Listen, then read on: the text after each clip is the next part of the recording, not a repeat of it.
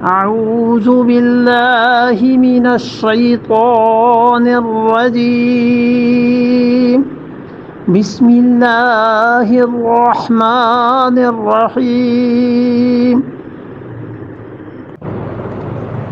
قال فرعون آمنتم به قبل أن آذن لكم إن هذا لمكر مكرتموه في المدينة لتخرجوا منها أهلها فسوف تعلمون قال فرعون، اب بولا ہے فرعون اپنی جیپ مٹانے کو بھی اور اپنی جبر کا اظہار کرنے کے لیے بھی. قال فرعون، فرعون بولا اور کہتا ہے آمنتم بہی، تم نے مان لیا اس کو، موسیٰ علیہ الصلوۃ والسلام کو. ہی کی ضمیر سے موسیٰ علیہ الصلوۃ والسلام کی طرف لوٹ رہی ہے. اور اس نے کہا کہ دیکھو تم نے مان لیا اس کو قبل ان آذن لکم، بغیر میری اجازت کے.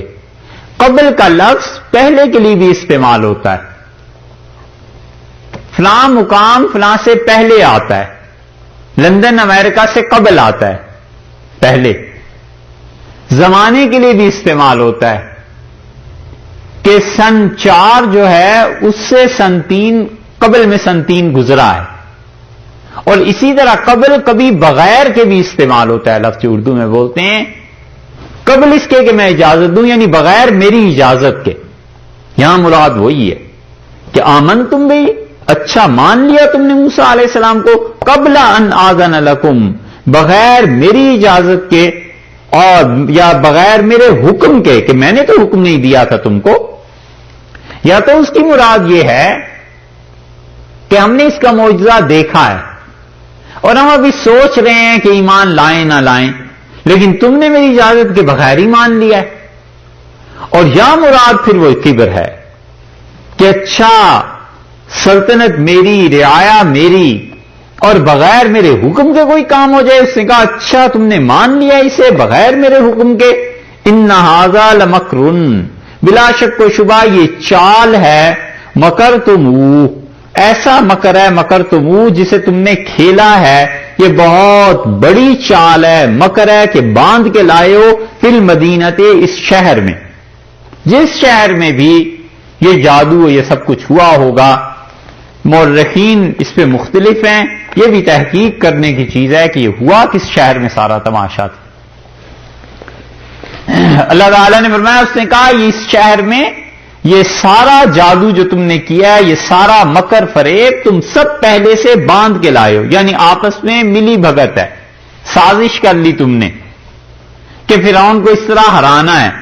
تو میرے سامنے آ کے ظاہری طور پر تم نے رسیاں ڈالی اور وہ سانپ کی صورت بننے لگی، اور ادھر سے اس نے ایک عصا ڈالا اور وہ گویا اژدہا بن گیا اور وہ ان پہ جا پڑا، ان رسیوں پہ، ان چیزوں پہ.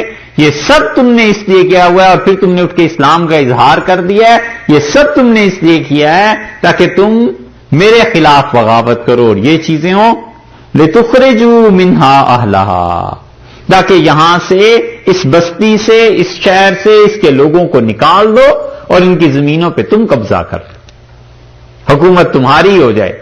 بات وہی پہلے والی آ گئی کہ یہ آیا ہے اس لیے تاکہ تمہیں تمہارے ملک سے نکالے. یہ نہیں کہا کہ میری سلطنت کو کوئی نقصان پہنچ رہا ہے. دیکھا یہ پولیٹیکل جو افیئرز ہیں نا، بیانات بھی کیسے کیسے دیتے ہیں دوسروں کو اسی کا نفع سمجھانے کو کہ اپنا نفع تمہارا اس میں، باقی ہمارا کچھ نہیں، ہمیں کیا ہے، ہم تو بادشاہ ہیں. یہ سیاسی بیانات اسی قسم کے لیڈرز کے آتے ہیں. انہوں نے کہا اچھا یہ سب کچھ اس لیے ہے تاکہ تم اس شہر والوں کو اس شہر سے نکال دو. فسوف تعلمون، سو اب تمہیں پتا چل جائے گا، ابھی پتا چلتا ہے. تم مل کر اس فریب سے شہر کی ریاست لینا چاہتے ہو. اب یہ تقریر اس لیے کی کہ لوگ دشمن ہو جائیں اس سے موسیٰ علیہ الصلوۃ والسلام کے، اور لوگ سمجھ جائیں کہ یہ حقیقت نہیں ہے، بس ایسے ہی کوئی بات تھی، انہوں نے آپس میں ایسے کر لیا ہے. جتنے بھی حق کے دشمن ہوتے ہیں نا، وہ اسی لیے الزامات لگایا کرتے ہیں کہ عوام میں 2 فرقے بن جائیں، کوئی سچا کہے، کوئی جھوٹا کہے، کوئی مانے کوئی نہ مانے. بس اس طرح کی ایک سنسنی خیز بات کوئی کر دو، افواہ کوئی اڑا دو۔ اللہ کے نیک بندوں پہ جو الزامات لگتے ہیں وہ بھی اسی قبیل کے ہوا کرتے ہیں کہ ایک الزام لگا کے بس چپ کر کے بیٹھ جاؤ، کچھ مانیں گے کچھ نہیں مانیں گے، آپس میں شخصیت جب متنازع فی ہو جائے گی تو پھر اس شخصیت کا پیغام جم نہیں سکے گا۔ یہی کرتوت حضور اقدس صلی اللہ علیہ وسلم کے ساتھ کفار مکہ نے کیے، کوئی کچھ کہتا تھا کوئی کچھ کہتا تھا، تاکہ لوگ جو باہر سے آئے ہیں وہ دیکھیں کہ اس شخصیت کے بارے میں تو خود اس کے رشتہ دار متفق نہیں ہیں، اس کے چچا اس کے متعلق کیا کہتے ہیں، اس کے باقی لوگ اس کے متعلق کیا کہتے ہیں، تو لہذا نہ مانیں۔ اور مدینہ منورہ گئے تو وہاں یہودیوں کا یہی حال تھا کہ یہودی یہی کرتے تھے، کوئی کہتے تھے کہ ہاں ہیں تو سچے، مگر یہ کہ ان کے لیے آگ کیوں نہیں آسمان سے آتی۔ ایک کہتا تھا جی اونٹ کا گوشت کیوں کھاتے ہیں، نئی سے نئی باتیں اپنے پاس سے۔ اللہ نے فرمایا اس نے بھی یہی کہا فسوف تعلمون، اب تمہیں پتا چلے گا